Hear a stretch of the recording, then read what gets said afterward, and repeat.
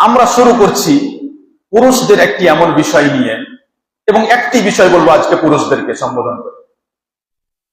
দাদা হোক, কাকা হোক, ভাই হোক, বন্ধু হোক, যতজন আছে, এমন একটি বিষয় যে বিষয়টি শুনলেই আপনার মাথায় টনক নড়বে। আপনি কত কি ভাববেন, কত রকমের রাস্তা খুঁজবেন, যে কোনো একটা রাস্তা তো আছে না আছে, বেরিয়ে যায়। কিন্তু যদি সত্য জানতে চান তাহলে বেরোনোর কোনো রাস্তা পাবেন না। এবং আপনি একজন সাধারণ মানুষ হন, কিংবা আপনি একজন শিক্ষিত, কোরআন হাদিসের জ্ঞান রাখেন, তালেবে ইলম হন, যেই হন না কেন, বিষয়টি এত কঠিন যে যখন আপনি প্রমাণগুলো শুনবেন তখন আর আপনি এদিক ওদিক যেতে পারবেন না। আমরা যে বিষয়টি থেকে ইঙ্গিত করছি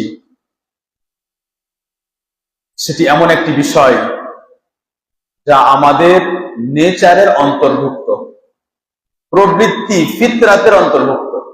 মানে স্বভাবগতভাবে মানুষের নেচার এমন ছিল, মানুষকে এমন ভাবে সৃষ্টি করা হয়েছিল যে মানুষ এই বিধানটা মানত।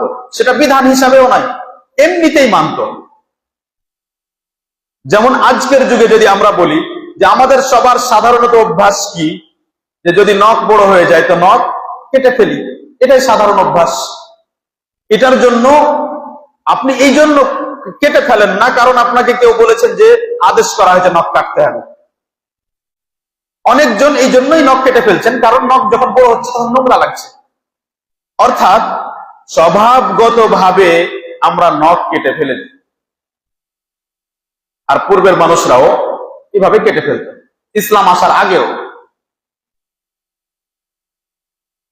সহিহ মুসলিমে আয়েশা রাদিয়াল্লাহু আনহা রাসূল সাল্লাল্লাহু আলাইহি ওয়াসাল্লাম হতে এই ধরনের 10টি বিষয় উল্লেখ করেছেন। আমরা শুধু দুটি বিষয় নিব।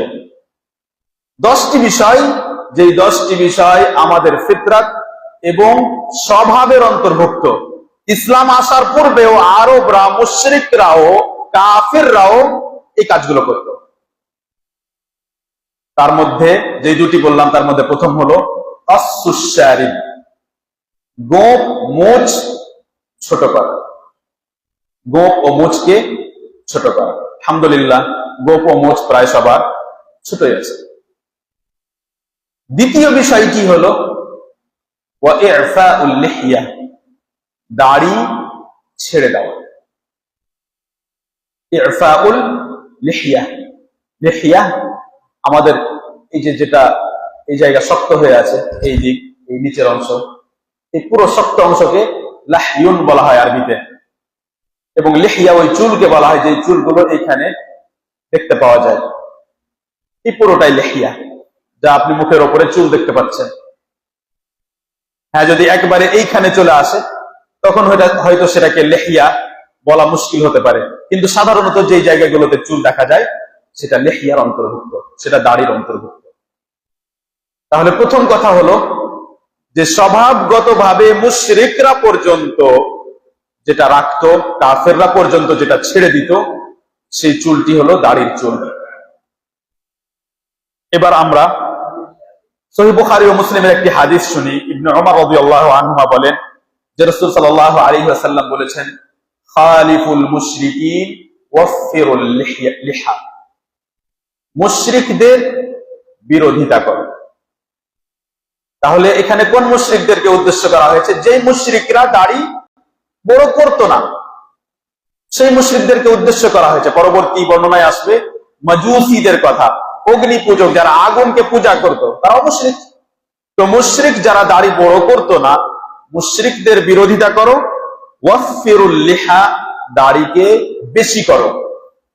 প্রথম শব্দ পড়লাম ইফা, দ্বিতীয় শব্দ ওয়াফিরুল লিহা, সব বুখারী মুসলিমের হাদিস। ওয়াফিরুল লিহা, দাড়িকে বড় করো। তৃতীয় বর্ণনায় রাসূল সাল্লাল্লাহু আলাইহি সাল্লাম বললেন ওয়া আফুল লিহা, দাড়িকে ছেড়ে দাও।